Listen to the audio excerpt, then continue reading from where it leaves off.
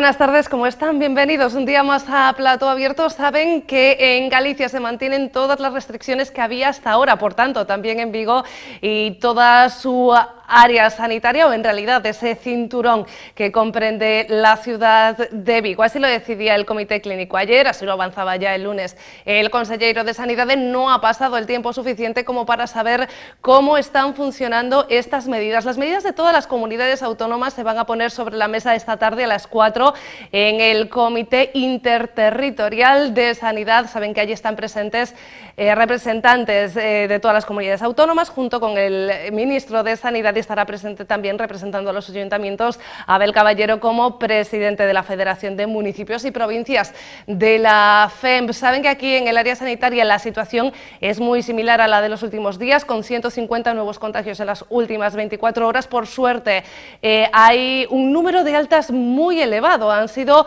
más de 150 creo en la última jornada. Esto se debe a los casos de hace 15 días también, aquellas personas que ya eran muchas, que se contagiaron hace 15 días, 7 días, ahora reciben el alta. Por desgracia, esto se está notando también en la presión asistencial, porque aquellas personas que tienen síntomas graves de esta enfermedad están siendo hospitalizadas o en la UCI. Ahí tenemos ya 22 pacientes, nos informaba el hospital de Fátima esta mañana, que allí tienen el triple de pacientes hospitalizados que hace una semana. Bueno, tenemos que ir viendo poco a poco esta tendencia, era lo habitual, era lo esperado ya cuando se registraba un número tan elevado de casos en las últimas semanas. Lo importante ahora es continuar haciendo caso a las restricciones, o por lo menos a las recomendaciones, para intentar que esa curva se vaya aplanando y en la medida de lo posible bajando. Dicho esto, vamos a hablar de salud en este programa, pero de salud animal. Saben que todos los miércoles nos acompaña nuestro veterinario de cabecera, Marcos Fernández,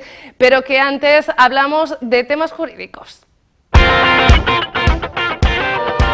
Assesority patrocina esta sección.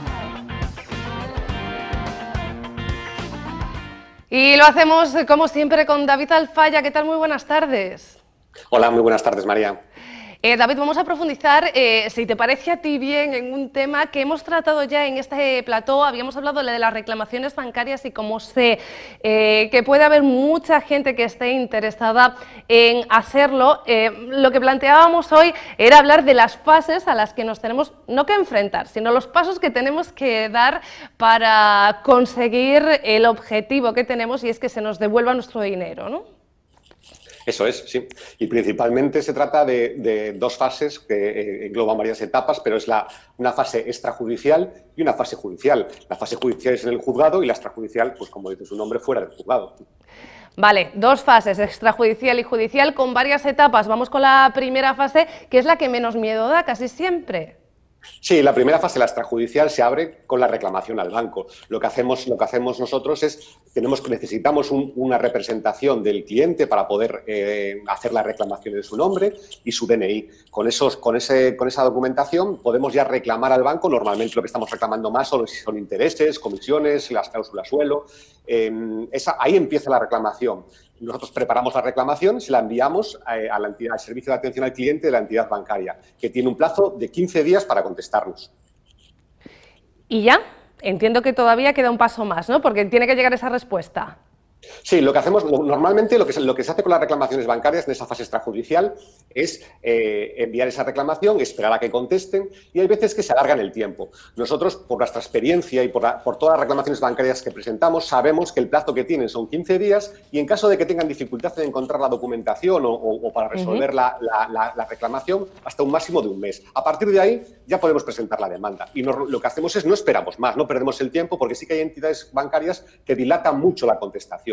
Al final, como sabemos que las posibilidades de éxito de esa reclamación son muy pequeñas, en cuanto pasa un mes presentamos la demanda en el juzgado. ¿Por qué? Porque la contestación de las entidades bancarias en el 95% de los casos es desestimar la reclamación, sin más.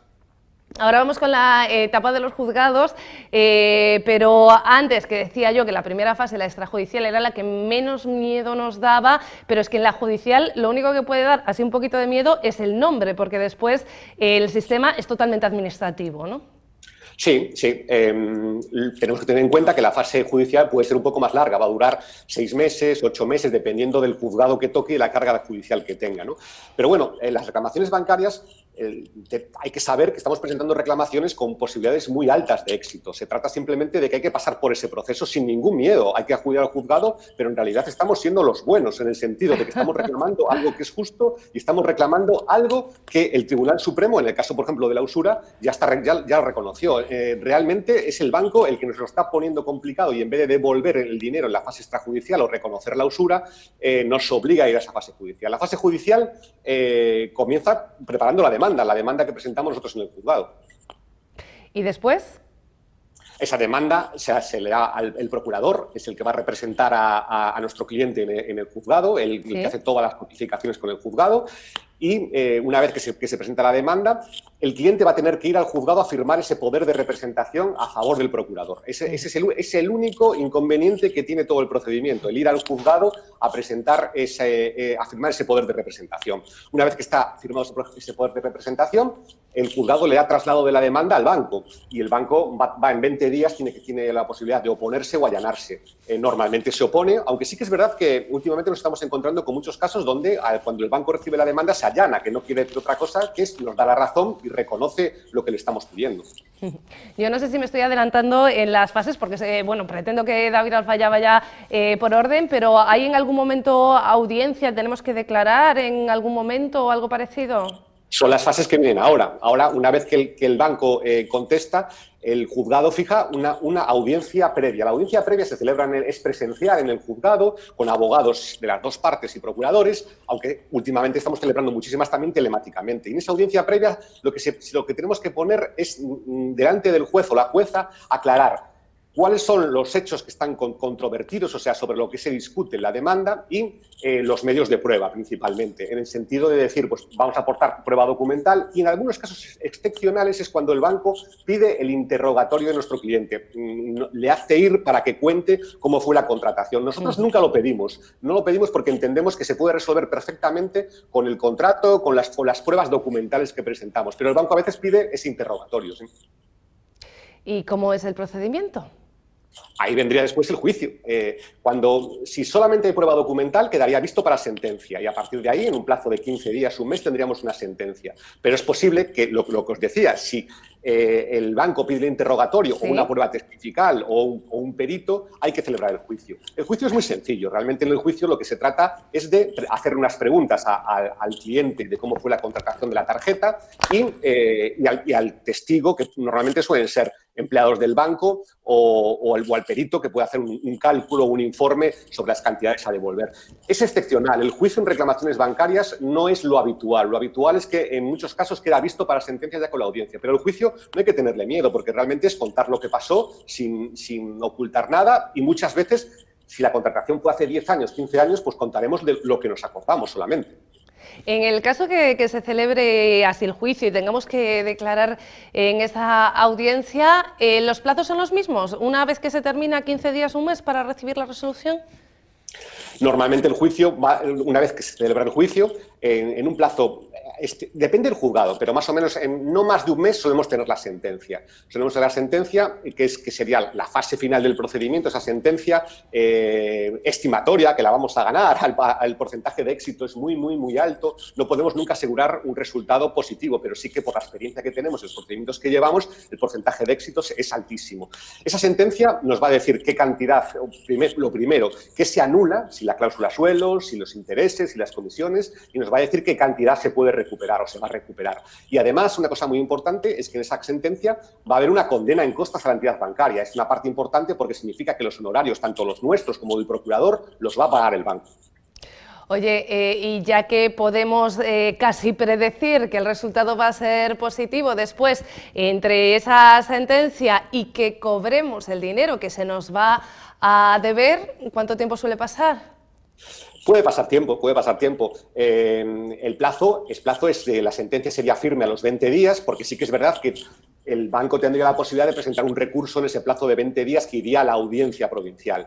Lo hacen en ocasiones para alargar más el procedimiento y también es verdad que hay veces que nosotros tenemos que presentar ese recurso cuando tenemos una sentencia ganada sin condena en costas o cuando hay una estimación parcial o incluso cuando se pierde algún procedimiento, pues hay que presentar un recurso para que la audiencia lo vuelva a revisar, ¿no? Una vez que se firme la sentencia, tanto en primera instancia como la sentencia que en su lugar daría la audiencia, la entidad bancaria tiene 20 días para cumplir con la sentencia. Si no cumple con la sentencia, nos veríamos obligados a ejecutarla, a presentar una demanda de ejecución contra el banco. Es la demanda clásica que presentan los bancos cuando no pagamos una deuda que intentan ejecutarlo, cobrarnos por la fuerza, es decir, embargar bienes, pero en este caso es al revés. Somos nosotros los que pedimos al juez que embargue las cuentas bancarias del banco. En alguna ocasión se tiene llegado a eso, aunque lo más habitual es que el banco en un plazo prudencial puede pasar un mes o 2 meses, pero acabe pagando. Bueno, eso es todo lo que hacéis vosotros, porque en realidad yo lo que estoy viendo es que vuestros clientes lo que tienen que hacer son 3 cosas: llamar a Assesurity, ir a firmar y en caso de que se reclame, ir a esa audiencia, poco más, ¿no? Sí, la verdad es que para nuestros clientes y para las reclamaciones bancarias se lo damos todo hecho. Nos gusta explicar el procedimiento para que entiendan un poco el procedimiento judicial y perderle un poco de miedo al juzgado, porque en realidad el miedo que tenemos al juzgado es como el miedo siempre a lo desconocido. Realmente el juzgado en estos casos estamos pidiendo algo justo, estamos pidiendo algo que corresponde al cliente, tanto por ley o bien por jurisprudencia. Por lo tanto, estamos intentando explicar cómo es para perder ese miedo, pero el cliente tiene que saber que no tiene que su preocupación es muy, muy pequeña. Nos encargamos de todo y vamos a estar siempre pensando en él y buscar lo mejor para él. Y además sabiendo siempre que David Alfaya juega en el equipo de los buenos. David, hablamos del próximo miércoles. Muy bien, un saludo. Muchísimas gracias, un beso. Ya ven ustedes lo que siempre aprendemos en este programa, en el que intentamos hablar también siempre de cultura. Saben que eso es un tema que nos interesa, aunque cada vez es más complicado, y tenemos que intentar centrarnos en la música dentro del hogar y también en los libros, porque lo que es la música en los auditorios está siendo mucho más complicado. Saben que con la nueva normativa, con las nuevas restricciones, los auditorios, da igual el tamaño que tengan, tienen un aforo limitado a 30 personas y claro, frente a 30 personas pocos artistas se pueden enfrentar, porque bueno, puede ser fácil en el escenario, pero los conciertos, las actuaciones tienen un coste y es muy difícil solventarlas. Por tanto, cada vez anulamos más citas, es lo que ha hecho el Auditorio Mar de Vigo. Ya la semana pasada se anulaba el concierto de El Canca y este mes de noviembre tampoco vamos a tener a Sex Museum. Suspendidos también los conciertos de Mi Capitán y Muñoz que estaban previstos para esta semana.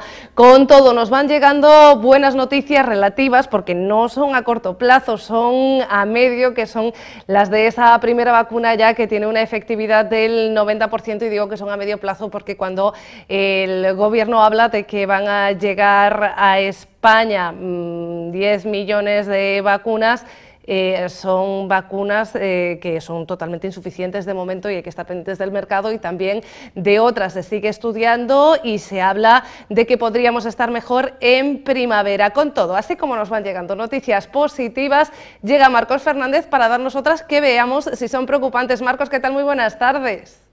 Hola, buenas tardes, María. Bueno, porque relacionado con el coronavirus, con el SARS-CoV-2, tenemos en Dinamarca, al parecer, y digo al parecer porque es Marcos el experto y quien nos traslada esta noticia, la aparición de una mutación que afecta a bisones, que ha vuelto a contagiar a humanos, y yo no sé si esto es preocupante, si pueden ser los síntomas más graves, ¿no? Si está totalmente acotado, ¿cómo va? Bueno, pues estas son noticias así como muy recientes y como siempre habrá que tomar los datos con cautela y con más tiempo, ¿no?, para ver qué es lo que pasa. No es la primera vez que el coronavirus pues, se detecta en bisones, ya pasó en España, ya pasó en Italia, en Estados Unidos, y pues recientemente la noticia es que en Dinamarca aparece una nueva mutación del coronavirus. No parece que sea un virus que mute tanto como otros, como el de la gripe, pero cuando el virus salta a otra especie animal y vuelve a nosotros, pues sí que se producen algunos cambios genéticos que obviamente pueden hacer que ese virus pues ya no se comporte, esa cepa del virus no se comporte exactamente igual, ¿no? De hecho, parece que en Dinamarca pues, han aislado pues, a una parte del país con pues, más de 200 casos en personas con esta nueva variante, ¿no? En principio, por la información que llega, ¿los síntomas son más graves, iguales, parecidos? Depende. De momento no se tienen datos sobre esto y habrá que esperar a ver cómo evoluciona, ¿no? Pero no sabemos si va a afectar a la virulencia de esta infección, no sabemos si va a afectar tampoco a la eficacia de las vacunas por las que ya están en desarrollo, como tú decías, ¿no? La nueva de Pfizer, pero parece que no lo vaya a hacer, pero esto aún es muy pronto y hay que tener cautela, ¿no? Lo que sí han tomado las autoridades sanitarias en Dinamarca ya es pues, la decisión de intentar cortar este brote con el sacrificio de pues, unos 17 millones de bisones, ¿no? Dinamarca es un país que produce un montón de pieles, ¿no? Con estos animales y la medida inmediata es el sacrificio de estos animales para evitar el contagio a las personas, porque gran parte de estas personas contagiadas eran pues, trabajadores de esta industria peletera o personas muy relacionadas con este entorno, ¿no? Marcos, no eres epidemiólogo, pero bueno, estás relacionado con la medicina y con este tipo de cosas con respecto a la vacuna y esas posibles mutaciones. Es cierto que la gripe muta cada año y cada año, cierto es que dependiendo de lo que haya sucedido en el hemisferio sur, la vacuna se adapta a la cepa que entienden va a llegar en próximas fechas. Sí, esto lo hacen todos los años con la vacunación de la gripe y el problema es que con la vacunación del coronavirus, que aún no tenemos vacuna disponible, pues las que ya están en desarrollo van a tener, digamos que una diana, ¿no? concreta del virus y el tema es si estas mutaciones pueden cambiar esas dianas que buscan las vacunas, ¿no? Parece ser que no, pero aún es muy pronto y como decíamos antes hay que tener cautela, ¿no? Bueno, mucha cautela y con todo que sí, que lo de la vacuna es una buena noticia. Yo a veces hago estos incisos porque parece que con la primera noticia de que ha llegado una primera vacuna con una efectividad bastante importante, parece que nos relajamos todos. No, señores, que hasta primavera probablemente no podremos tener inmunizada a población suficiente en caso de que se consiga como para que no sigamos teniendo contagios y esa incidencia en los hospitales que ya empezamos a notar también aquí en Galicia, menos incidencia que en el resto de España, pero las comparaciones son odiosas, sobre todo cuando están afectando a la vida de personas. Oye, estoy viendo el móvil porque hoy me he traído la chuleta aquí, Marcos, y tengo un correo electrónico que te atañe de un espectador que tiene una duda que te quiere trasladar, así que si te parece, voy con ella. Nos dice, se llama Carla, nos dice que tiene un gato adoptado de 1 año de edad y que suele amasar con sus patas en el sofá, la manta o en sus piernas mientras ronronea. La pregunta de Carla es ¿por qué lo hace? ¿Es normal que lo haga a esta edad? Y nos pregunta si hay que corregirlo. Bueno, es bastante habitual en gatos este comportamiento de amasado, ¿no? Es un comportamiento que ellos hacen sobre todo cuando son cachorritos y se están alimentando de su madre, ¿no? Porque eso aumenta el flujo de la leche en las mamas cuando están presionando y obviamente también les facilita la respiración mientras están mamando, ¿no? Ese es el motivo por que los gatos pequeñitos hacen este comportamiento. Sabemos también que en las almohadillas los gatos tienen una serie de glándulas que producen feromonas con las que ellos más o menos marcan una serie de objetos o su territorio en general. Entonces muchas veces cuando están amasando pues también están poniendo allí ese olor que ellos detectan característico y que les permite reconocer su entorno más inmediato, ¿no? En este caso su propietario o su dueña, ¿no? Esta Carla, y es normal que lo hagan. Lo habitual es que lo hagan mientras son jóvenes, pero hay gatos que mantienen este comportamiento durante toda su vida y en general es un síntoma de que el gato está relajado, se encuentra bien, por eso ronronea, por eso amasa con sus patas encima del propietario o en la manta, ¿no? Y hay animales que van a hacer esto durante toda su vida, ¿no? En general no es ningún problema para el animal y sí que hay que tener cuidado a veces con sus uñas porque cuando hacen este comportamiento de amasado pues suelen sacar las uñas de las patas delanteras y pueden llegar a pues, hacernos daño, ¿no? Entonces hay que intentar recortar bien esas uñas para que no pase esto. Y no corregirlos, que es una monada, ¿no? No corregirlos porque si no podemos llegar a generarle, digamos que rechazo al propietario, ¿no? Si cada vez que viene a demostrarnos su afecto y su cariño le estamos corrigiendo de forma negativa, pues al final el gato pues no va a ser tan cariñoso con nosotros y va a buscar otros momentos de relax pues sin nosotros. Bueno, lo que mantienen es el ronroneo durante toda su etapa adulta también, ¿no? Lo que cambia es el amasado o lo que puede cambiar, porque en algunos casos no. Sí, el ronroneo en general también es cuando ellos se encuentran bien, están bueno, pues con una sensación de tranquilidad y el amasado muchas veces también se acompaña, por ejemplo, de el chupar ropa, ¿no? El que parece que están mamando. Y esto en general pasa sobre todo en animales que han sido, por ejemplo, destetados de forma muy precoz, animales abandonados o que la madre ha fallecido o que los hemos destetado demasiado pronto. A veces tienen este comportamiento no solo de amasado, sino de chupar la ropa, ¿no? Y de hecho yo tenía una gata que esto lo hizo durante toda su vida y era como entrar en trance, ese momento de amasar, de chupar la ropa y de, digamos, que estar como un poco en trance, ¿no? Y se relajaba de esta manera, ¿no? Oye, Marcos, que acabamos de hablar con David Alfaya, que nos explicaba que muchos de los juicios que están celebrando en la actualidad ya se hacen en formato telemático, que ha cambiado mucho la forma de interactuar también en las empresas o en la administración en los últimos meses. Entiendo que eso también os está afectando a vosotros. Pues sí, de hecho yo creo que hasta que la vacunación sea masiva, que estemos todos más o menos inmunizados, pues nos afecta, por ejemplo, a nuestra formación profesional y ahora mismo estamos justo en este mes con un par de congresos bastante de los más importantes, ¿no?, del año, pues el Congreso de ABEPA, que es como un congreso para todo el sur de Europa y en el que hay más de 4.000 veterinarios ahora mismo inscritos, o el Congreso Mundial de Dermatología, donde, pues por desgracia, no podemos acudir. Este año era en Sydney, era un poquito lejos, y vamos a tener Sydney más o menos cerca, pero a través del ordenador, ¿no? Y ahí nos conectamos también veterinarios de todo el mundo, pues para compartir y para escuchar a grandes ponentes, ¿no?, que seguimos pues necesitando de esta formación, aunque sea a distancia, en este tipo de profesiones. Ya sabéis que siempre estamos pues comentando novedades y viendo los últimos lanzamientos y nuevas opciones de tratamientos. Y esto a día de hoy no puede ser presencial, por lo tanto lo hacemos vía telemática. Sydney, reconóceme, Marcos, entre tú y yo, ahora que no nos ve nadie, que el viaje esta vez apetecía. Esta vez apetecía, era un poquito caro, pero sí que apetecía, pero bueno, quedará para otra ocasión.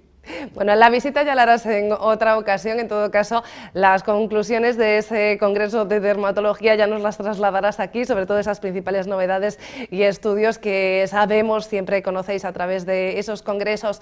Nada, si no después, nos lo haces el próximo miércoles, que es la próxima cita que tenemos tú y yo, ¿te parece? Perfecto, María, ya nos vemos. Muchísimas gracias, Marcos, un abrazo. Otro.